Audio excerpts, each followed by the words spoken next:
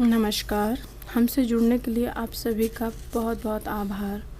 आज हम think and grow rich के 7 चैप्टर सुव्यवस्थित योजना को पढ़ रहे हैं। हम इस चैनल पर बुक्स की समरी और प्रत्येक चैप्टर को लेकर आते हैं, तो आपको अगर सुनने का और पढ़ने का शौक़ हो तो हमसे जुड़े रहें।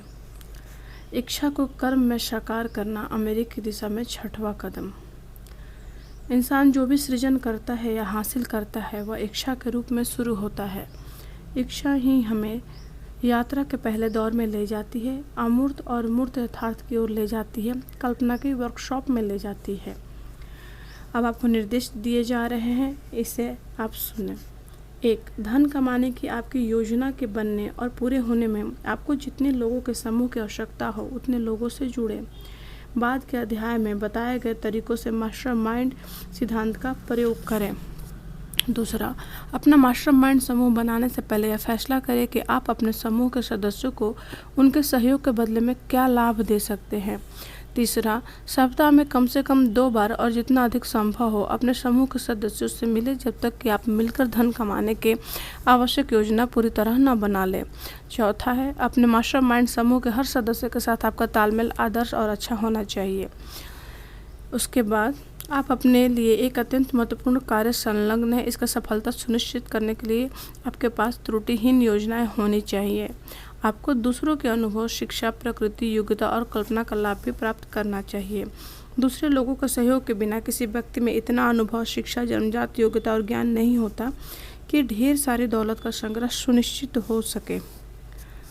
अगर आपकी पहली योजना असफल होती है तो दूसरी बनाएं और यह योजना तब तक आप बनाते रहे जब तक कि आपको एक ऐसी योजना न मिल जाए जिस पर आप सफलतापूर्वक काम कर सकें और काम करते रहें। दुनिया का सबसे बुद्धिमान आदमी भी धन कमाने या किसी और काम में तब तक सफल नहीं हो पाता जब तक कि उसकी योजनाएं व्यावहारिक और अमल में लाने योग्य न हो। अल्पकालिक पराजय का एक ही अर्थ होना चाहिए और वह यह कि आपकी योजना में किसी खास किस्म के ज्ञान की कमी थी। करोड़ों लोगों गरीबी दुख भरा जीवन जीते हैं क्योंकि उनके पास कोई दमदार योजना नहीं होती। अगर योजना होती तो उस पर कार्य कर पाते और धन कमा पाते। आपकी योजनाएं जितनी दमदार होंगी आपकी उपलब्धि उतनी ही होगी। कोई भी आदमी तब तक नहीं हारता जब तक कि वह मैदान न छोड़ दे और हिम्मत न हार जाए। हेनरी फोर्ड को भी अल्पकालिक पराजय का सामना करना पड़ा था। उन्होंने नई योजनाएं बनाई और आर्थिक विजय की ओर एक लंबी छलांग लगा दी। हम ऐसे लोगों को देखते हैं जिन्होंने बहुत सारा धन कमाया है, परंतु हम अक्सर उनकी विजय ही देख पाते हैं और उनका अल्पकालिक पराजय को नज़रअंदाज कर देते हैं, जिन्हें पार करके ही वो इस मुकाम तक पहुँचे हैं। अगर आप अपने लक्ष्य तक पहुँचने से पहले ही प्रयास करना छोड़ देते हैं तो आप भगौड़े हैं। भगौड़े लोग कभी नहीं जीतते और विजयी लोग कभी नहीं भागते। जब आप अपने मास्टरमाइंड समूह के सदस्यों को चुनना शुरू करें तो उन लोगों को चुनने का प्रयास करें जो पराजय को गंभीरता से न लें और बहुत बड़ा इशू न बनाएं। अमीर बनने की दिशा में किए गए किसी भी काम की सफलता के लिए बुद्धिमत्तापूर्ण योजना बनाना अनिवार्य है। मोटे तौर पर दुनिया में 2 तरह के लोग होते हैं। एक तरह के लोगों को लीडर्स के रूप में जाना जाता है और दूसरी तरह के लोगों को अनुयायी के रूप में जाना जाता है। शुरुआत में ही निर्णय कर ले कि आप लीडर हैं बनना चाहते हैं या सिर्फ अनुयायी बने रहना चाहते हैं, क्योंकि दोनों एक साथ नहीं हुआ जा सकता। लीडरशिप के प्रमुख गुण हैं। 1. अविचल साहस। यह साहस स्वयं के ज्ञान और अपने व्यवसाय के ज्ञान पर आधारित होता है। दूसरा है आत्मनिर्णय। वह आदमी जो खुद को नियंत्रित नहीं कर सकता दूसरों को कभी नियंत्रित नहीं कर पाएगा। तीसरा है न्यायपूर्ण आचरण। न्यायपूर्ण आचरण के बिना कोई लीडर अपने अनुयायियों का सम्मान न तो हासिल कर सकता है और न ही उसे लंबे समय तक बनाए रख सकता है। चौथा है निर्णय की निश्चितता। जो आदमी ढुलमुल निर्णय लेता है वह बताता है उसे खुद पर विश्वास नहीं है और ऐसा दूसरों की सफलतापूर्ण नेतृत्व नहीं कर सकता।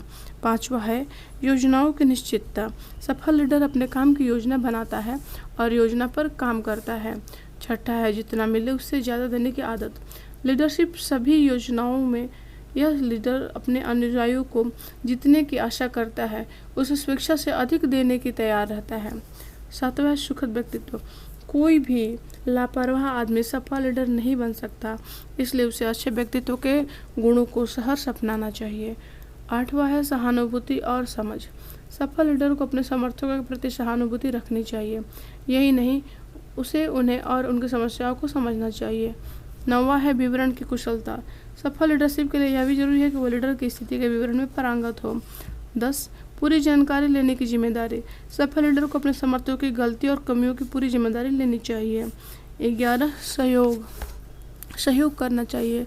लीडरशिप के लिए शक्ति या सत्ता की आवश्यकता होती है और शक्ति के लिए सहयोग की आवश्यकता होती है। इसीलिए नेपोलियन, मुसोलिनी, हिटलर शक्ति द्वारा हासिल की गई लीडरशिप के उदाहरण थे। विवरण व्यवस्थित करने की अयोग्यता भी बहुत महत्वपूर्ण है, जो असफलता का कारण बनती है। प्रभावी लीडरशिप के लिए आवश्यक है आप में डिटेल्स को व्यवस्थित करने और उनमें पारंगत होने की योग्यता हो। दूसरा है विनम्र सेवा प्रदान करने की अनिच्छा। जब समय की मांग हो तो लीडर्स को काम करने को तैयार रहना चाहिए, पर कभी कभी ऐसा नहीं करते हैं, जो कि गलत है। तीसरा है अपने ज्ञान के लिए भुगतान की उम्मीद करना, बजाय इसके कि उस ज्ञान के प्रयोग के लिए भुगतान की आशा करना, और इस तरह दुनिया को कभी उनके ज्ञान के लिए भुगतान नहीं करती। चौथा, समर्थकों को प्रोत्साहन प्रतियोगिता का डर। वह लीडर जिसे इस बात का डर हो कि कोई उसके समर्थक पद को हथिया लेगा, देर सवेरे सुनिश्चित कर लेता है कि ऐसा ही हो। 5वां है कल्पनाशीलता का भाव। कल्पनाशीलता के बिना लीडर आपातकालीन स्थितियों का सामना करने में असमर्थ रहता है और ऐसी योग्यताएं नहीं बन पाता जिसके वह प्रभावी मार्गदर्शन कर सके।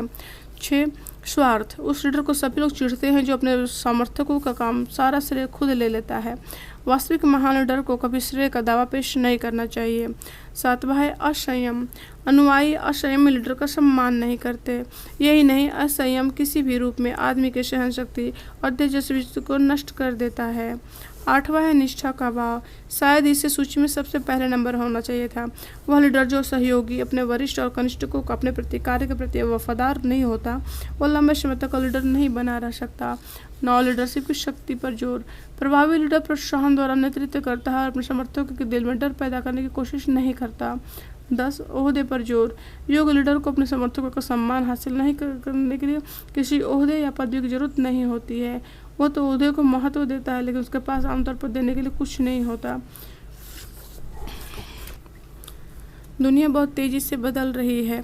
इसका अर्थ यह है कि इंसान की आदतों को भी इसी परिवर्तन के रूप में बदलना होगा। अगर आप रोजगार की तलाश में हैं तो आपको किसी पद के लिए आवेदन कैसे भेजना चाहिए। पॉइंट 1, रोजगार ब्यूरो। सावधानी से किसी प्रतिष्ठित ब्यूरो का चुनाव करना चाहिए जिसकी उपलब्धि के संतोषजनक परिणाम हो। दूसरा, अखबार, बिजनेस जर्नल, मैगजीन आदि में विज्ञापन आपको संतोषजनक परिणाम दे सकता है। तीसरा है एप्लीकेशन के व्यक्तिगत पत्र जो सीधे उन फॉर्म्स व्यक्तियों को लिखे जाए जहां ऐसी सेवाओं की आवश्यकता हो। चौथा है व्यक्तिगत परिचितों के द्वारा आवेदन। जहां तक संभव हो सके आवेदक को किसी साझा परिचित के माध्यम से संभावित व्यक्तित्वों के पास आवेदन भेजना चाहिए। 5वां है स्वयं आवेदन देना। कई मामलों में यह अधिक प्रभावी होता है कि आवेदक खुद संभावित नियोक्ताओं को व्यक्तिगत रूप से अपनी सेवाएं दे। अगर आप अपने लिए एक ब्रीफ बनाते हैं तो लिखित ब्रीफ में क्या जानकारी होनी चाहिए। ब्रीफ उतनी ही सावधानी से तैयार करना चाहिए जितनी सावधानी से वकील कोर्ट में चल रहे अपने केस का ब्रीफ तैयार करता है। उसमें निम्न जानकारियाँ होनी चाहिए: शिक्षा के बारे में, दूसरा अनुभव के बारे में, तीसरा संदर्भ और किस तरह से आप उसे करना चाहते हैं, चौथा अपना फोटोग्राफ, 5वां किसी निश्चित पद के लिए आवेदन, 6 जिस पद के लिए आप आवेदन कर रहे हैं उसके लिए अपने योग्यता का वर्णन, 7 पॉइंट परिवीक्षा पर काम करने का प्रस्ताव रखें, 8 पॉइंट अपने संभावित नियोक्ता को बिजनेस का ज्ञान होना चाहिए क्योंकि आप किसी भी नौकरी के लिए आवेदन देते समय उस बिजनेस के बारे में पर्याप्त रिसर्च कर लें और उस बिजनेस की पर्याप्त जानकारी हासिल कर लें। याद रखें, वह वकील केस नहीं जीतता जिसका वकालत ज्ञान अच्छा होता है, बल्कि वह वकील केस जीतता है जो अपने केस की सबसे अच्छी तैयारी करता है। इस बात से न डरे कि आपका ब्रीफ ज़्यादा लंबा हो जाएगा। रोजगार खोजने में आपकी जितनी रुचि है, सुयोग्य कर्मचारी की सेवाएं खरीदने में नियोक्ता को भी उतनी ही रुचि होती है। हर व्यक्ति हर बार जब आप ब्रीफ भेजें तो अपनी कंपनी का नाम बदल दे और इसे ठीक कर ही भेजें। वह व्यक्तिगत तरीका ध्यान आकर्षित करने का अचूक तरीका है।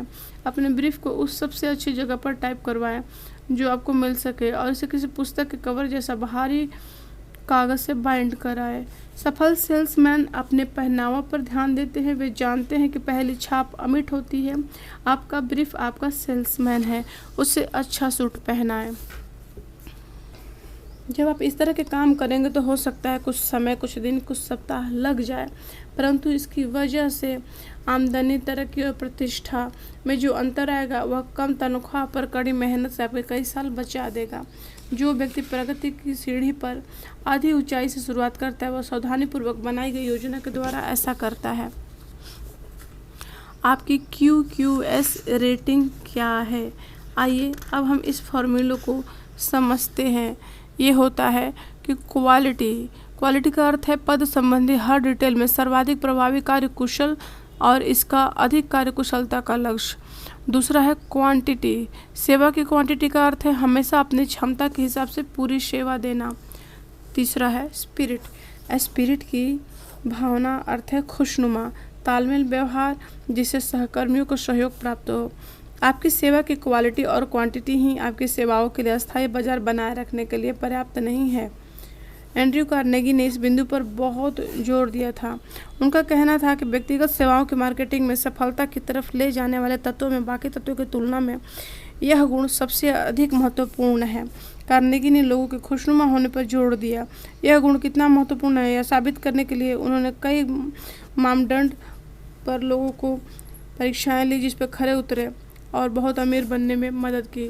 सुखद व्यक्तित्व के महत्व को इसलिए रेखांकित किया गया है क्योंकि इसी के कारण आप सही भावना की सेवा कर पाते हैं। असफलता के 31 प्रमुख कारण।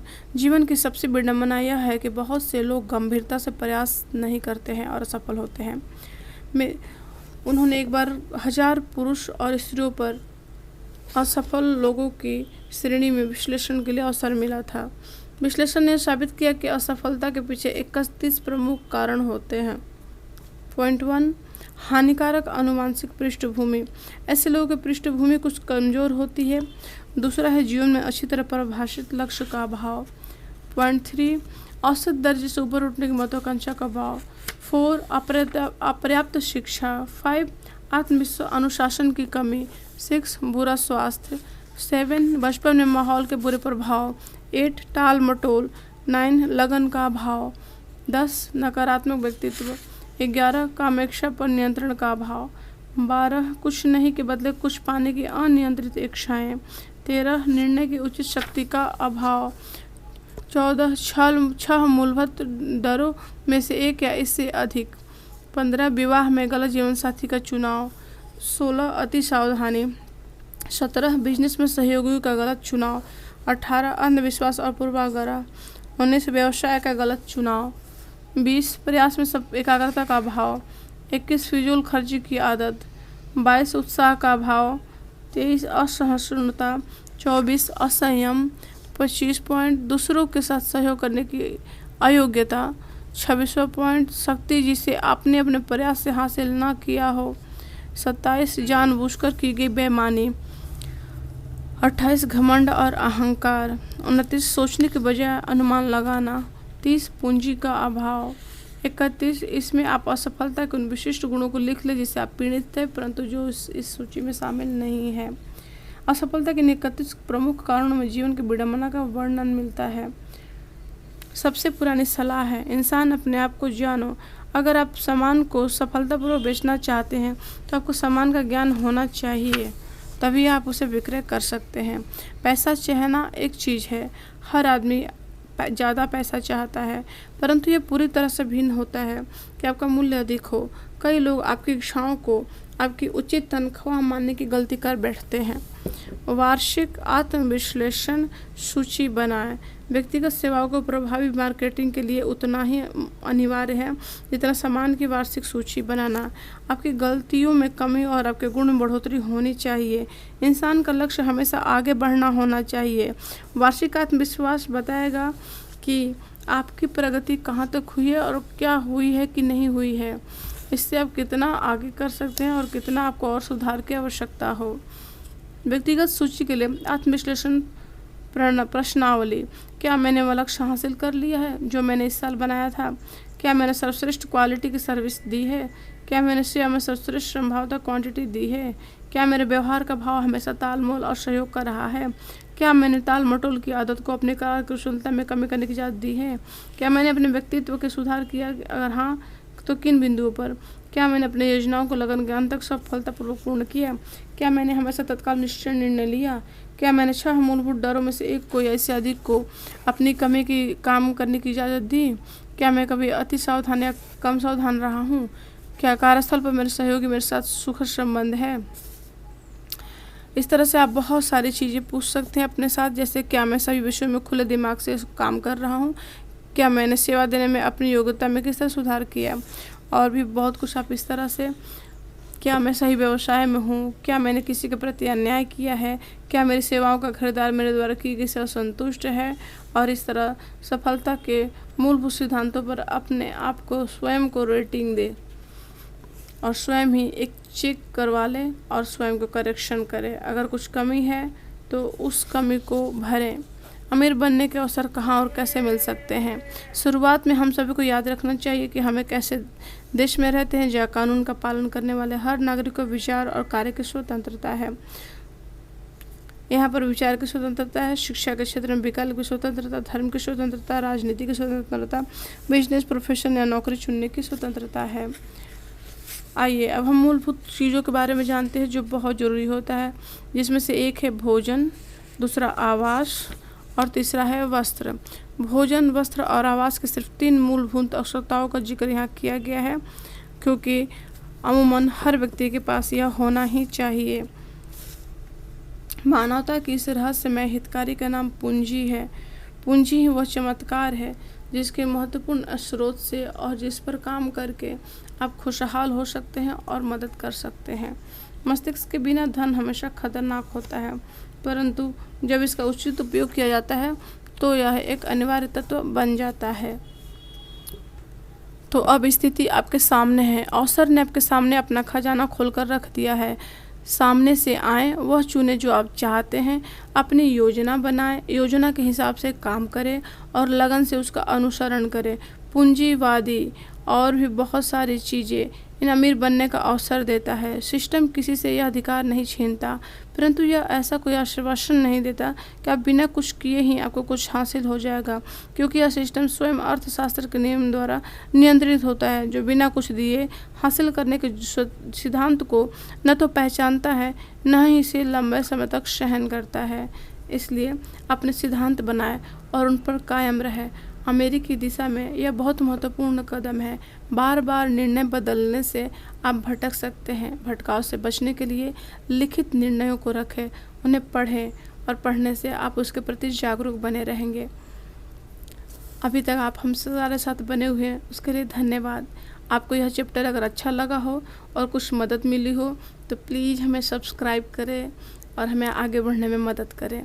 आपका सुनने के लिए, हमसे जुड़ने के लिए बहुत बहुत धन्यवाद। Thank you.